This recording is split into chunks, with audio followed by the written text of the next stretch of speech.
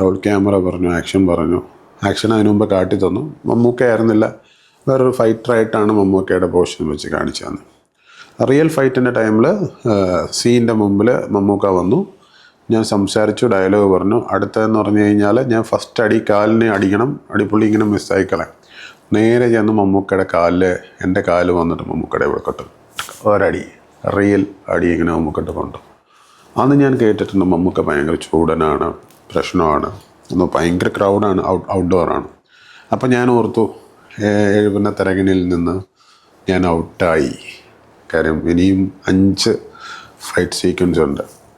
അങ്ങനെ മമ്മൂക്ക ഇങ്ങനെ വെച്ചിട്ട് ഇങ്ങനെ ചെയ്തിട്ട് ആദ്യമായിട്ടാണല്ലേ അഭിനയിക്കുന്നത്. ഓക്കെ നോക്കി ചെയ്തുകൂടെ ബൈജു എന്നൊക്കെ പറഞ്ഞ് പുള്ളിക്കാരൻ അവിടെ പോയി മാറിപ്പോയി നിന്നു. അങ്ങനെ മമ്മൂക്കയായിട്ടുള്ള സൗഹൃദം അന്ന് തുടങ്ങി. ആ സൗഹൃദം എഴുപുന്ന തരകനിൽ നിന്നുള്ള തുടങ്ങിയ സൗഹൃദം ഇന്നും മമ്മൂക്കയോടൊപ്പം അതിലും കൂടുതലായിട്ട് നിൽക്കുന്നു എൻ്റെ മമ്മൂക്ക.